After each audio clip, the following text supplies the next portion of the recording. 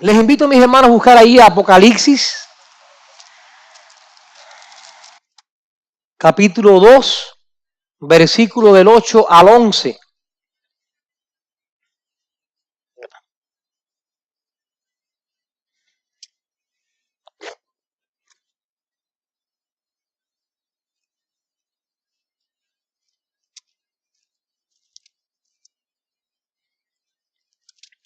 Apocalipsis 2, verso del 8 al 11. Quisiera pedirle que se pusieran en pie para reverenciar la palabra santa de Dios. Y escribe el ángel de la iglesia en Esmirna, el primero y el postrero, el que estuvo muerto y vivió, dice esto: yo conozco tus obras y tu tribulación y tu pobreza, pero tú eres rico. Y la blasfemia de los que se dicen ser judíos y no lo son sino sinagoga de Satanás. No temas en nada de los que vas a padecer. He aquí el diablo echará a algunos de vosotros en la cárcel para que seáis probados y tendréis tribulación por 10 días. Sé fiel hasta la muerte y yo te daré la corona de la vida. El que tiene oído, oiga lo que el Espíritu dice a las iglesias. El que venciere no sufrirá daño en la segunda muerte. Oremos. Señor, gracias por tu palabra. Gracias por la preservación de la misma a través de los siglos. Gracias por su suficiencia. Gracias, Señor, porque ella es nuestra única regla de fe y práctica. Y pedimos, Señor, que tú nos ayudes en la exposición de la misma. Que tu Espíritu me auxilie, Señor. Que tu Espíritu me dé palabra, Señor. Y que también obre en los corazones para que las verdades que estaremos exponiendo sean, Señor, puestas en práctica. Pero sobre todas las cosas, para que Cristo sea glorificado, sea el magnificado, Señor. Sobre todas las cosas, que Él sea digno de honra. Gracias por Cristo una vez más. En Él oramos. Amén. Pueden sentarse, hermanos.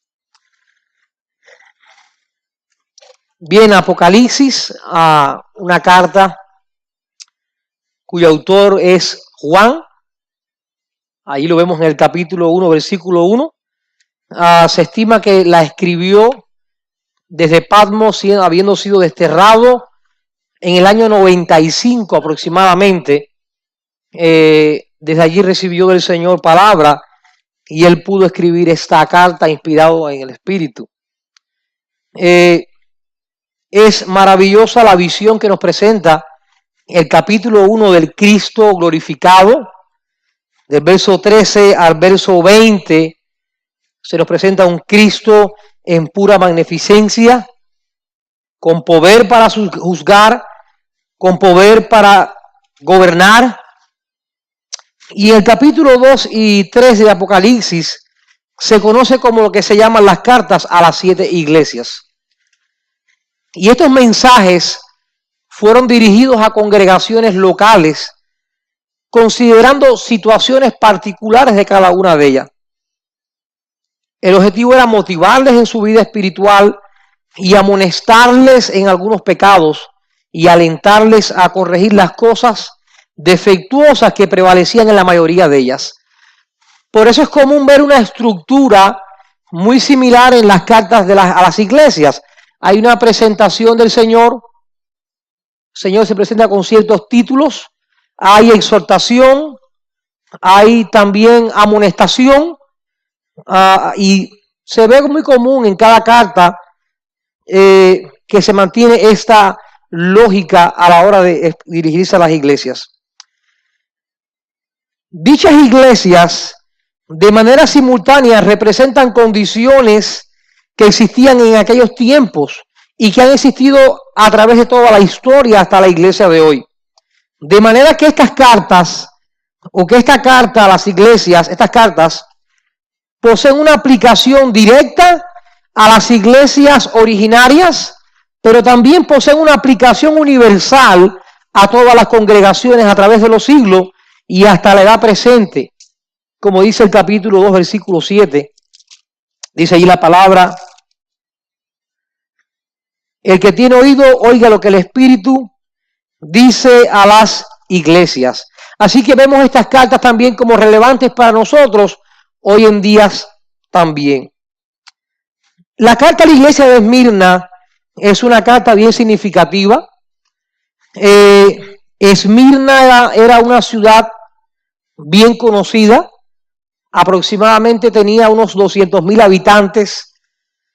La belleza del pueblo era tal de sus edificios públicos que se le conocía como la Dorada. Muchos poetas escribieron de las bellezas de la ciudad de Esmirna. Sus edificios eran bellos. Era una ciudad muy avanzada para su época. Poseía una escuela de medicina en ese entonces. Incluso ellos imprimían su propia moneda para estos tiempos, lo que no era muy común. Y también, según la tradición, se cuenta que fue el lugar de nacimiento del poeta griego Homero. Así que era una ciudad, socialmente hablando, de prestigio, y una ciudad que muchos visitantes quedaban impactados por su belleza. En ese lugar allí nació una pequeña congregación cristiana. Y no se sabe con exactitud quién o cómo fue fundada la iglesia de Esmirna. Es probable, algunos estiman, que fue producto de la actividad misionera de la iglesia de Éfeso, y especialmente en el tiempo que Pablo ministró en aquella ciudad. Así el Señor escribe esta carta, y encontramos ahí en el versículo 8 una frase que se repite con mucha frecuencia en estas cartas. Y escribe al ángel de la iglesia en Esmirna. Esta carta va dirigida a los pastores o al pastor que representaba esta congregación.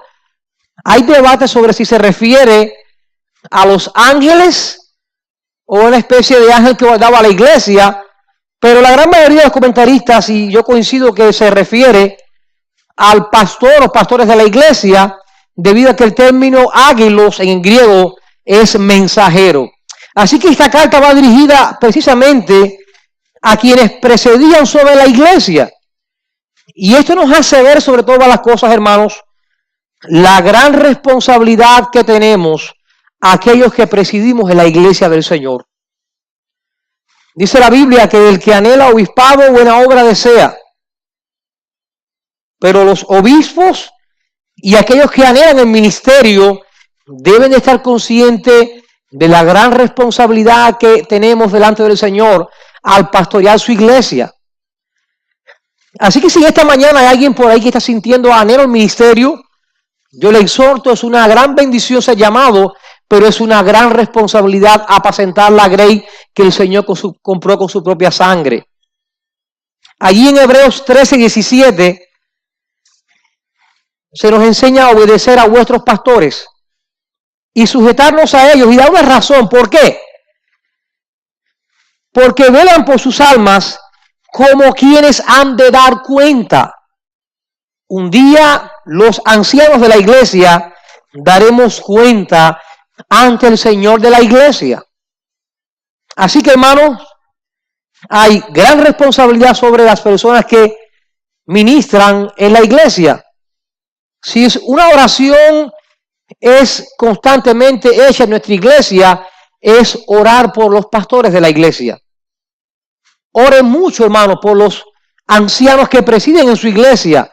Oren mucho por las personas que presiden, aun cuando no tengan pastor oficialmente hablando localmente en la iglesia. Necesitamos mucho de las oraciones de la iglesia.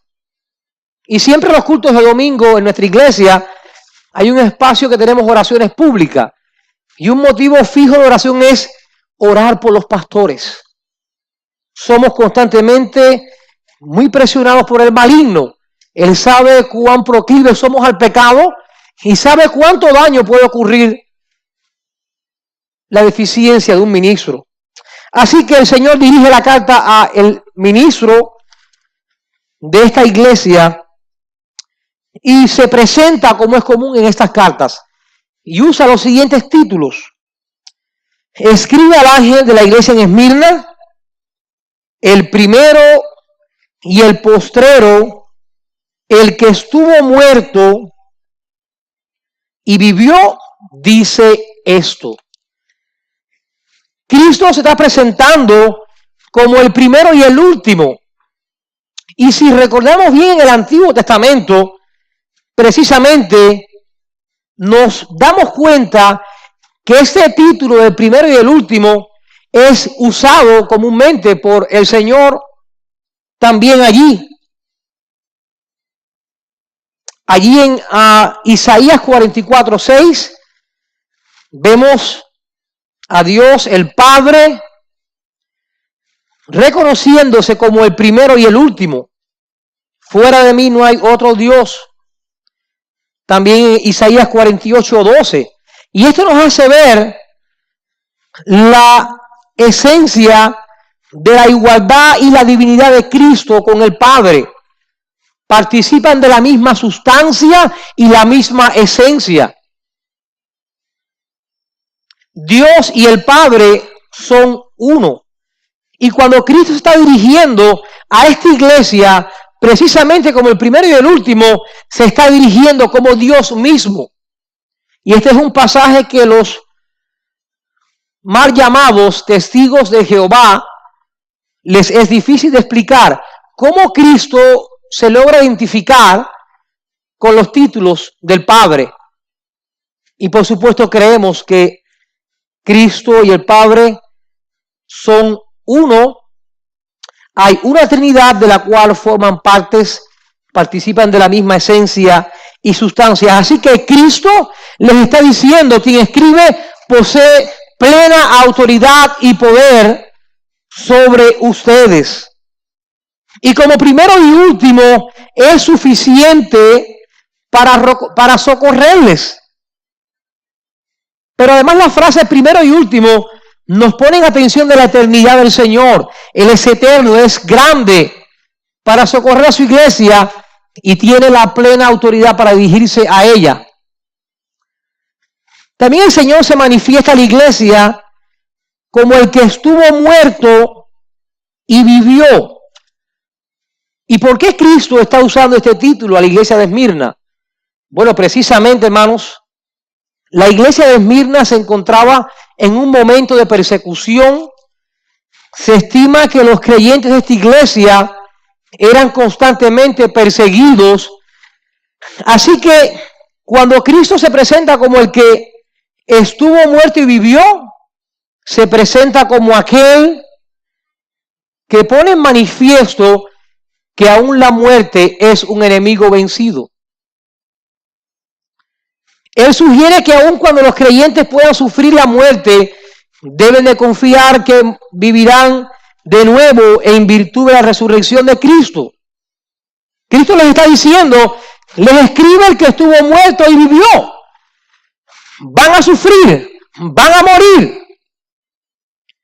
Pero porque yo vivo, vosotros también viviréis. Y allí en Juan 14:19 vemos esta verdad. Porque yo vivo, vosotros también viviréis. Cuán confortable es para nosotros saber que en la obra misionera, en la obra de la iglesia, aun si perdiéramos la vida, Cristo es suficiente para socorrernos después de la muerte. Él ha vencido la muerte. ¿Dónde está tu aguijón? ¿Dónde, sepulcro? ¿O tu victoria? Aun cuando la muerte es un enemigo, es molesta, es un enemigo vencido. Así que cuando vayamos a la obra del Señor, pensemos que la muerte no es el fin. Para aquellos que predican el Evangelio y exponen sus vidas por la causa del Señor. No temamos nunca a aquellos que puedan destruir nuestra casa terrenal. Y digo esto porque los que anhelan servir al Señor, los que anhelan ir a otras naciones, los que anhelan ser fieles al Señor, deben de estar conscientes que en cualquier momento la muerte puede tocarles, pero deben de conocer de que el que estuvo muerto y vivió es suficiente redentor para salvar aún después de la muerte, es darnos la vida eterna que Él nos ha dado. Gracias sean dadas al Señor por este ánimo. La muerte no es el fin. No importa cuánto cueste. No importa si cuesta la vida. El Señor estuvo muerto y vivió. Y por su resurrección, nosotros también resucitaremos un día. Así que cuando vayamos a la obra, vayamos sabiendo que lo peor que nos puede suceder humanamente es morir. Pero Cristo venció la muerte. Y el Señor se dirige en el verso 9 y les dice a la iglesia: yo conozco tus obras. La palabra griega que se usa aquí para conocer hace referencia a un conocimiento bien cercano. Cristo no conoce a la iglesia de Esmirna de lejos, Él la conoce bien de cerca. Y eso es lo que la palabra, el verbo griego, implica. Es un conocimiento completo y total de Cristo, observando constantemente el estado de su iglesia. Allí en Apocalipsis 2:1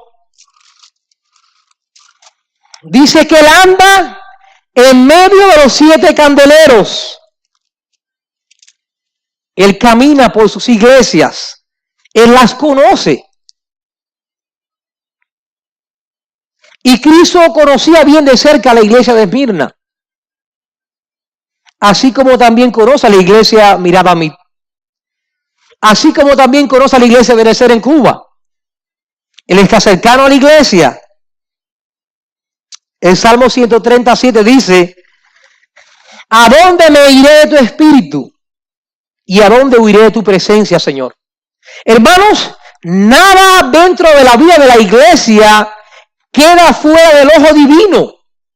Nuestras obras, nuestras palabras, incluso aún sus pensamientos presentes, están siendo supervisados por el Señor constantemente. No hay nada que podamos ocultar como iglesia. Y a veces esto es bueno, porque a veces pensamos como iglesia, si el Señor supiera algunas cosas que están pasando, hermano, Dios las conoce. Algunos otros piensan y dicen: actuemos así y tal vez en la iglesia no se den cuenta.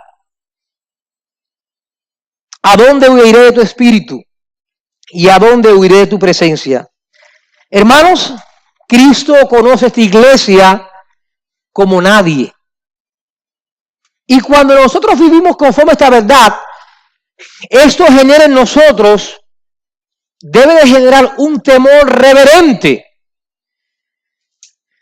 Recordar de que Cristo vela por su iglesia, que constantemente la está mirando, debe de movernos a un temor reverente constantemente. Recuérdese que la iglesia es del Señor. Él vela por ella. Y Él no dará por inocente al culpable. Y esta es una verdad de que muchos de los lobos que entran a la iglesia no conocen. Ellos muchas veces no saben de que el Señor vela por su iglesia. Él conoce. Así que cuando estemos en la oración, cuando estemos como iglesia hablando, pensando en las cosas del Señor, estemos recordando de que nada escapa del ojo divino. Él se mueve bien cercano cerca de su iglesia. Hermanos, de mirad a mí, Cristo les conoce mucho mejor que sus propios padres. Yo no puedo conocer mucho de ustedes, tampoco puedo ir dentro de tu corazón, pero sí sé una sola cosa, y es que si lastimas a la novia de Cristo, hermanos, Él lo va a conocer, y mucho mal vendrá sobre ti muy pronto. Así que constantemente cuando pequemos y vayamos a la iglesia, estemos conscientes de que todo está descubierto de sus ojos. Si más a menudo viviéramos conforme a esta verdad, seríamos hombres y mujeres más piadosos. A veces en las iglesias las personas van a hacer cosas Bueno, tal vez algún miembro no me va a ver, el pastor no me va a ver, hermanos, pero Cristo lo está mirando. Incluso Él sabe ahora mismo lo que usted está pensando ahí en su banco, en su asiento. Y cuando alguien trata de interactuar en contra de la iglesia, aún escondidas, el Señor trae juicio. Hechos 5, el caso de Ananías y Zafira. Pero aún más, conocer de que Cristo está cercano a su iglesia nos ha de mover a una confianza absoluta. Cuán bueno es saber que no importa como iglesia lo que estemos pasando, Cristo está consciente y bien cercano a cada detalle. Podemos ir a Él con plena confianza. Él lo conoce todo. Dice Hebreos capítulo 4, versículo 15, que Él es un sumo sacerdote compasivo. Podemos ir con confianza porque Él sabe precisamente lo que es el dolor. Él sabe lo que es las lágrimas. Así que, iglesia, mirad a mí. Confiemos siempre en esta verdad. El Señor está constantemente guardando su iglesia. Está cerca de ella, la conoce. Reposemos en ello. Descansemos que Él guarda su iglesia y vela por ella más que tú y que yo. A veces los pastores nos pasa esto, y es que queremos humanamente, queremos controlar todo en la iglesia, y queremos tener conciencia de todo lo que sucede, y es imposible. Pero es que bueno descansar en que hay un Dios que guarda su iglesia, que lo que estoy durmiendo, Él está mirando, Él está cuidando. Y bajo este conocimiento del Señor, habían tres cosas que Él conocía de esta iglesia. Y en primer lugar, ¿qué era lo que conocía? Dice allí la palabra: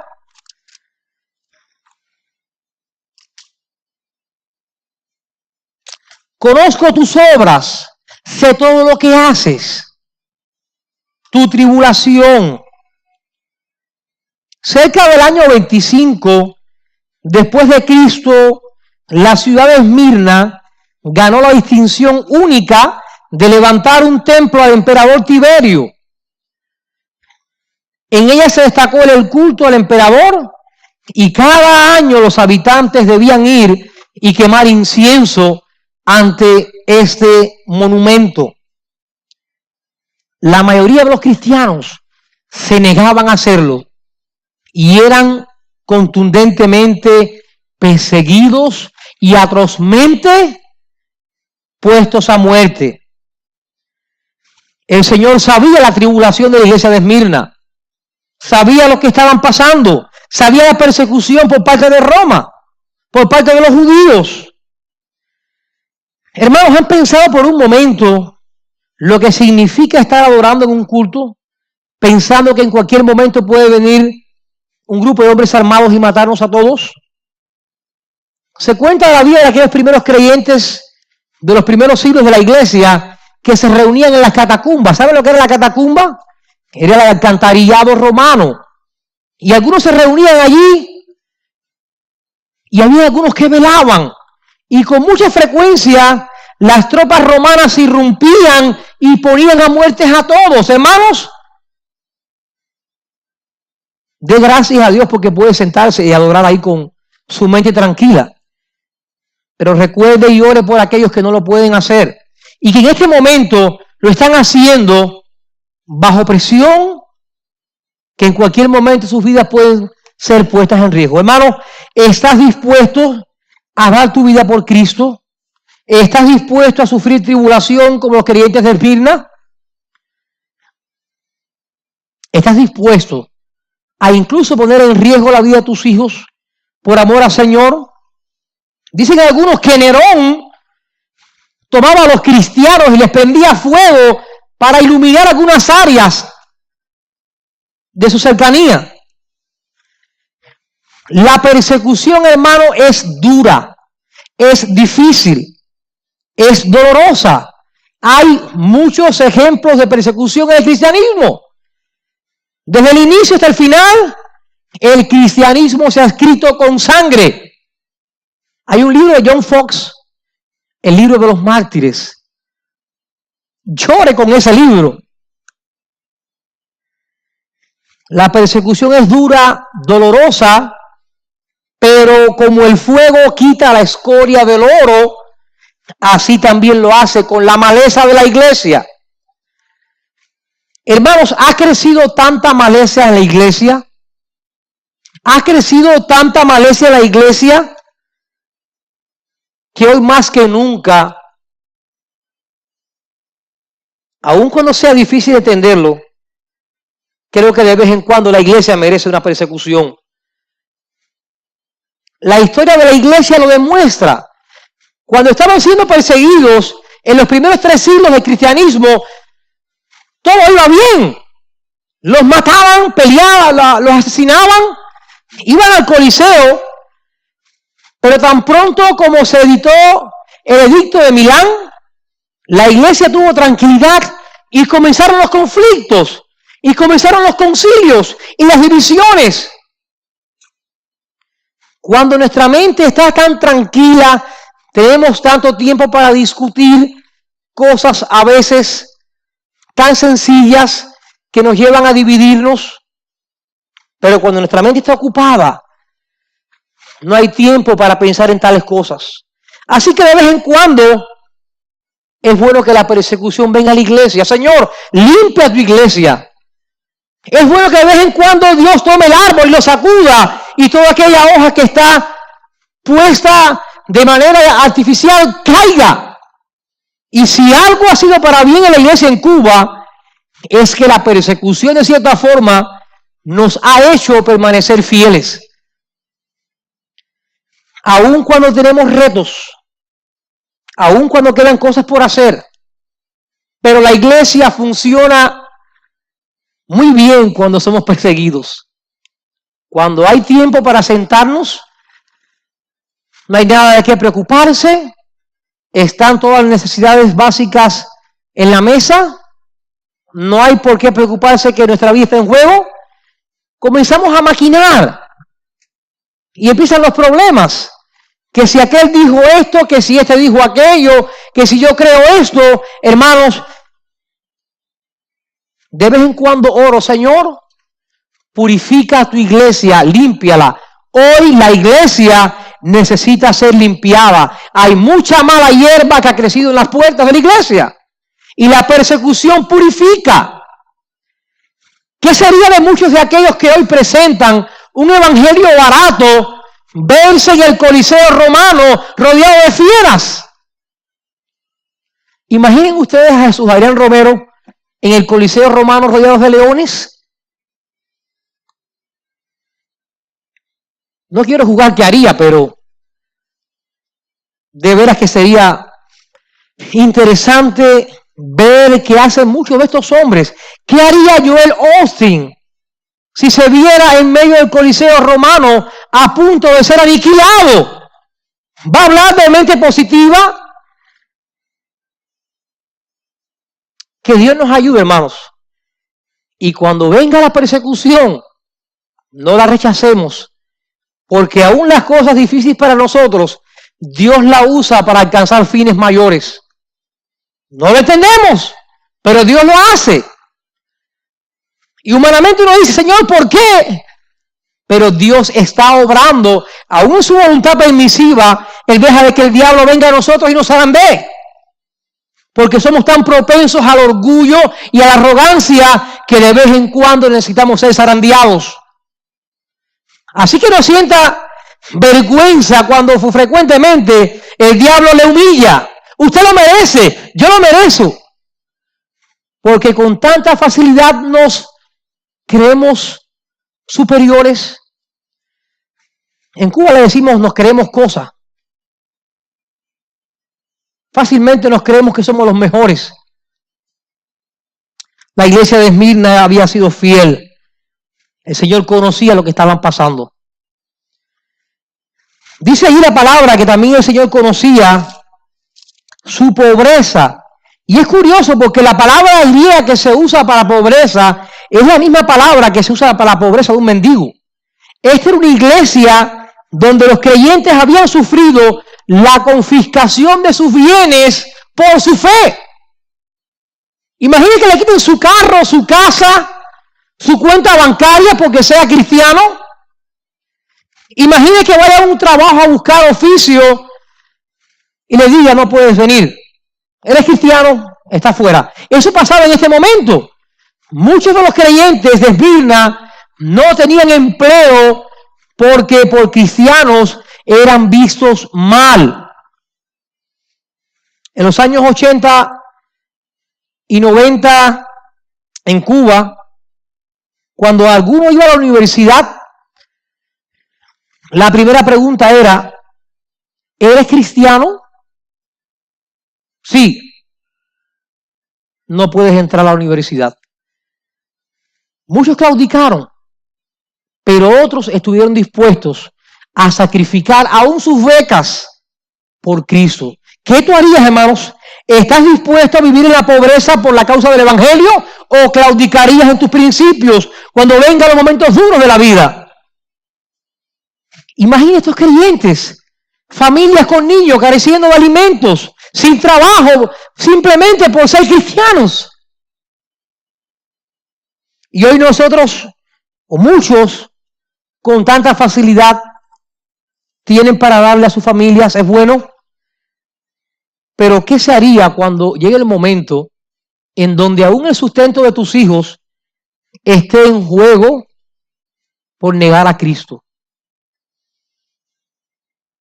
Sucede algo interesante en este pasaje bíblico y hay una cláusula y es como si girara completamente el mensaje y de pronto el Señor dice, conozco tus obras, tu pobreza, y dice después, pero tú eres rico. Pero tú eres rico. ¡Wow! ¡Qué pregunta! ¿Cómo puede ser alguien pobre y a la vez ser rico? ¿Cómo puede ser alguien que está siendo atribulado considerado como rico? Vayamos a Mateo 5, versículo del 11 al 12.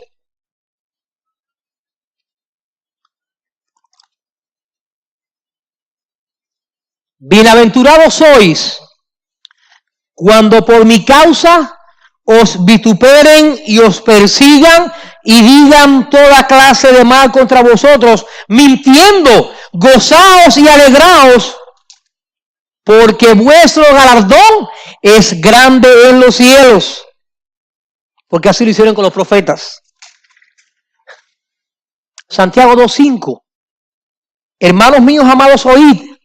¿No ha elegido Dios a los pobres de este mundo para que sean ricos en fe y herederos del reino que ha prometido a los que le aman? Así que de esta manera podemos considerar que la pobreza material puede coexistir con la riqueza espiritual. Una iglesia materialmente pobre, pero espiritualmente rica. Y esto es algo que los seres humanos no logramos comprender, porque somos muy dados a valorar la riqueza espiritual en proporción con la material. Y lo que estamos viendo aquí es una iglesia pobre materialmente, pero rica espiritualmente. Los seres humanos somos muy dados a ver el éxito por lo material. Si vemos una iglesia grande, esplendorosa, con muchos y muchos y muchos edificios, miles y miles de personas, muchos instrumentos musicales modernos, ¿qué pensamos normalmente? ¡Wow! ¡Qué iglesia! Hermanos, aprendamos a discernir entre lo espiritual y lo material. No siempre lo material es sinónimo de espiritual. De hecho, muchas veces nunca. Y esto no trae consigo de que desestimemos el hecho de querer prosperar, pero sí tengamos cuidado porque a veces estamos valorando la proyección de una iglesia o de ministerio por su proyección material y no espiritual. Las mayores edificaciones cristianas en estos momentos en el mundo son los más grandes cementerios espirituales en la tierra. Los templos, los edificios más grandes en estos momentos llamados cristianos, son los edificios más muertos en la tierra. Son cementerios rodantes, hermanos. Y la Iglesia Católica Romana nos enseña mucho. Mucho edificio, mucho lujo, pero nada de Cristo. Y si no tienes a Cristo, no tienes nada. Cristo es todo, hermano. Y Cristo no coexiste con lo material. Cristo coexiste con lo espiritual, sobre todas las cosas. Como decía, no significa de que sea malo lo material. No significa de que sea malo anhelar, pero que nuestros anhelos no nos lleguen a ver lo espiritual como algo mero de la vida. Dijo alguien, hay ricos pobres y pobres ricos delante de Dios. Así que la Biblia asegura de que puede usted ser rico en la tierra, pero pobre en el cielo. Y viceversa. Tenemos el ejemplo de el caso del rico y Lázaro. Y así pasa con la iglesia, hermanos. Conocemos iglesias que son poseedoras de grandes propiedades, bienes, pero según Dios no son ricos. La iglesia debe de preocuparse qué es lo que dice el Señor de nosotros y no qué es lo que dice el mundo de nosotros. Qué bueno es que la iglesia pueda ser siempre recibida así. Eres pobre, pasas tribulación, pero eres rico. Anhelemos más las cosas eternas. Somos hombres que jugamos mucho con el barro, nos conformamos con lo poco y lo terrenal cuando hay cosas eternas de supremo valor. Mateo 6, 19 al 21. No os hagáis tesoros en la tierra, donde la polilla y el orín corrompen. En todo caso, haceos tesoros en el cielo. Hermanos de la iglesia, mirad a mí. Tal vez ustedes no sean la iglesia más próspera de México, de Monterrey. Me imagino que hayan otras grandes estructuras. Pero no se menosprecie. Usted puede ser rico, según Dios. Y eso es lo que interesa. Sea fiel al Señor. Soporte la prueba. Sea fiel en medio de la tribulación. Sea fiel en el momento de la pobreza. Y Dios le mirará con ojos de agrado. Recuerde, no le importa lo que diga el mundo. No le importa lo que piensen los de afuera. ¿Qué dice el Señor de mi iglesia? Un escritor del siglo pasado dijo así: si nuestra bolsa es pobre, podemos ser ricos en el alma. Si solo tenemos una migaja de pan en la mesa, podemos tener una herencia gloriosa. Si ante los ojos del mundo estamos pobres, delante de aquel que es el primero podemos ser ricos, porque tenemos las inescrutables riquezas del Señor Jesucristo. Hermano, Cristo es el bien más supremo y valoroso del universo. Cristo es todo.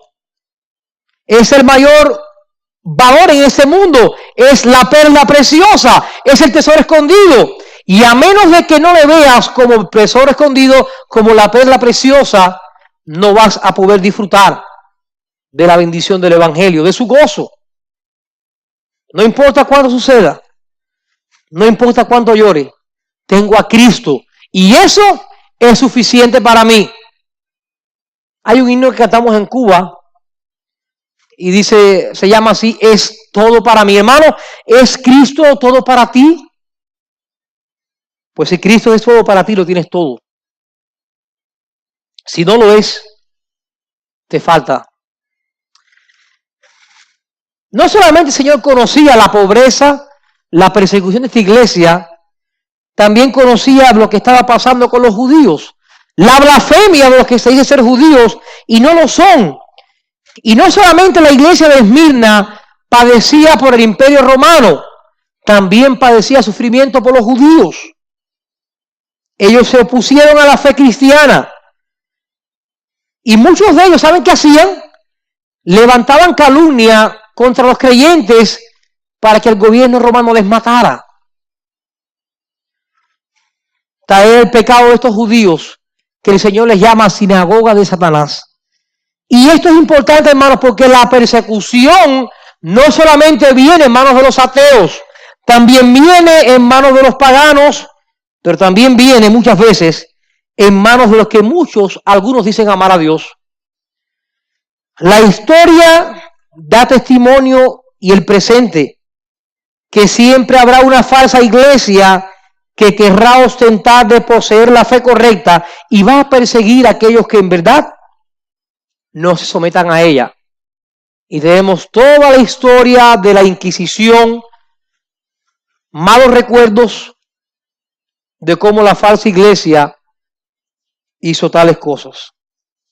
El Señor dice en el verso 10, no temas en nada de lo que va a padecer. Y les advierte de una situación que vendría sobre ellos. Ellos serían víctimas de una fuerte persecución por parte del gobierno romano. Sin embargo, Cristo quiere que ellos estén plenamente conscientes de que están peleando una guerra espiritual en la que se enfrentan con el diablo. De ahí que se les diga que estén alerta, porque el diablo incitará a las autoridades para que le persigan. Y muchos de ellos serían encarcelados y muchos de ellos puestos a muerte. En nuestros días, el cristianismo ha perdido uno de sus mayores sinónimos y es sufrimiento. La gente quiere religión, pero no quiere sufrir. La gente quiere sentirse bien con Dios, pero no quiere pagar el precio. El mundo occidental con sus artificios han hecho del cristianismo una religión de entretenimiento. Y esto es peligroso porque eso no es cristianismo. Alguien dijo, la gracia barata es el enemigo mortal de nuestra iglesia. Y lamentablemente muchos están guindados, están protegidos de esa gracia barata que no les va a guardar de la ira venidera. El sufrimiento es y será parte de la vida del creyente.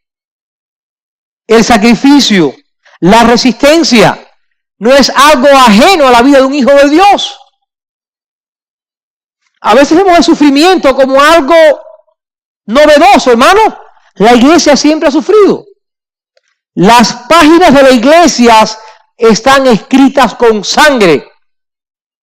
Y muchos de nosotros no conocemos, pero hay muchos que han pagado el precio y lo siguen pagando. ¿Estás dispuesto a pagarlo? ¿O quieres o prefieres continuar viviendo una vida cómoda con planes terrenales, hermano? Todo eso perece. Si no estás dispuesto a ser roto como vasija de barro, no eres digno de portar el evangelio. En Lucas 9 encontramos a varios hombres queriendo seguir a Jesús. Señor, le dice uno, ve a donde quiera que vaya. Y el Señor le dijo, las zorras tienen madrigueras y las aves nidos, pero el Hijo del Hombre no tiene ni dónde recostar la cabeza. ¿Estás dispuesto a hacerlo? ¿Estás dispuesto a ir por la causa de Cristo a un lugar aun cuando no tengas dónde recostar la cabeza? Si no estás dispuesto a ir, mejor ni lo intentes, porque vas a fracasar. Otro dijo, Señor, déjame ir, pero deja que mi padre muera para después enterrarlo y voy contigo. Hermanos, si Cristo no es lo primero en nuestra vida, primero que nuestros hijos, nuestras esposas, nuestros padres, va a ser bien difícil de que seamos fieles en la exposición de su evangelio. Hay un libro que se llama Radical, escrito por David Platt. Y estuve leyendo el libro, y una de las cosas que él habla precisamente es sobre el ocaso de la iglesia en América. Iglesias que se han acostumbrado, se han habituado a vidas cómodas y no quieren ir. Y dice Larry Pride en su libro, cuenta una historia que en un momento la iglesia que pastoreaba, una mega iglesia, dice que tumbó la corriente eléctrica, echó a un lado los bancos y simuló un culto similar a la China. Dice que muchos fueron impactados porque si algo necesita la iglesia hoy en día es de hombres y mujeres dispuestos a sacrificarse, dispuestos a sufrir, dispuestos a tomar la cruz por la causa del Señor. El Señor le dice allí después que le advierte de la prueba, sé fiel hasta la muerte y yo te daré la corona de la vida. La palabra, la corona, era una especie de collar de laurel con el que se premiaba al ganador de las competencias populares que habían allí en Esmirna. En Esmirna era muy común de que hubieran competencias y demás. Y esta especie de corona era una especie de estímulo. Qué bueno saber que el Señor estaría al tanto del sufrimiento de esta iglesia. Qué bueno saber que un día habrá recompensa. Qué bueno saber que nuestro sufrimiento no es en vano. Dice la palabra, hermanos, recordado siempre que vuestro trabajo en el Señor no es en vano. No importa cuánto sufra, no importa cuánto duela, Dios lo está mirando. Él está consciente. Y Él es fiel para coronarnos. Filipenses 3, versículo 3 al 14, Pablo dijo un pensamiento bien profundo. Pero una cosa hago, olvidándome de lo que queda atrás y extendiéndome a lo que está delante, prosigo a la meta, al premio del supremo llamamiento de Dios en Cristo Jesús. ¿Estás dispuesto a olvidarte de todo lo que está atrás y enfocarte en la meta, en el premio, en la corona? Un puritano escribió: la vida gastada a su servicio o entregada en su causa será recompensada con una vida mucho mejor, la que será eterna. Es curioso que uno de los miembros principales de la iglesia de Esmirna, el anciano pastor posiblemente de esta congregación, se llamó Policarpo, conocido como Policarpo de Esmirna. Él fue amigo personal y discípulo del apóstol Juan. Policarpo fue condenado a muerte por el año,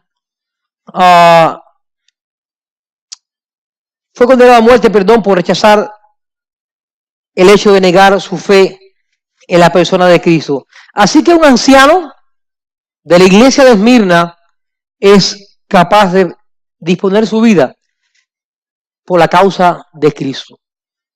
John Fox cuenta lo siguiente, y él trata de exponer la historia de lo que pasó con Policarpo. Como les decía, Cristo le escribe a una iglesia de Esmirna que está sufriendo, pasa por momentos difíciles, y Policarpo es un anciano pastor de esta iglesia. Dice que el procónsul, cuando Policarpo fue tomado preso, le dijo: jura y te daré la libertad, blasfema contra Cristo. El anciano respondió: durante 86 años le he servido y nunca me ha hecho mal alguno. ¿Cómo voy yo a blasfemar contra mi rey que me ha salvado? Dice que fue llevado a la estaca y dice que solamente lo ataron y no lo clavaron como era costumbre, porque él les dijo: ok, yo voy a permanecer, yo no me voy a fugar. Dice que encendieron la hoguera y las llamas rodearon el cuerpo del anciano fiel. Dice que como un arco, sin tocarlo, las llamas le rodeaban, cuenta Fox. Dice que el verdugo dio la orden, por tanto, que no se quemaba, de que le traspasaran con una espada. Y dice que manó tal cantidad de sangre que apagó el fuego. Policarpo murió, pero fue fiel al Señor aún en momentos difíciles. ¿Estamos dispuestos a ir a la estaca? ¿Estamos dispuestos a ser quemados, a ser aguijoneados por su evangelio? Muchas veces, hermanos, encontramos a personas jóvenes, yo voy a las misiones, yo quiero hacer, pero de vez en cuando hace la pregunta, ¿estoy dispuesto a perderlo todo? Porque si en tu vida hay cosas que tienen un lugar superior a ello, hermano, yo te recomiendo que te quedes sentado en tu asiento y no hagas nada. Porque vas a fracasar. Que Dios nos ayude y que la iglesia de Esmirna nos dé un maravilloso ejemplo de la fidelidad del Señor. Sé fiel hasta la muerte y te daré la corona de la vida. No temamos a la segunda muerte. No temamos a aquellos que pueden dañar el arma. Temamos al Señor, quien sí puede enviar esa arma al infierno. Seamos fieles, hermanos. Dios quiere que seamos fieles. Dios quiere que permanezcamos en las trincheras aún en los momentos más difíciles. Que el ejemplo de la iglesia de Esmirna nos enseñe mucho y que aprendamos estas verdades y sobre todas las cosas que estemos dispuestos a darlo todo por Cristo. Eres la perla preciosa. Es el mayor don dado a los hombres. Vamos a orar.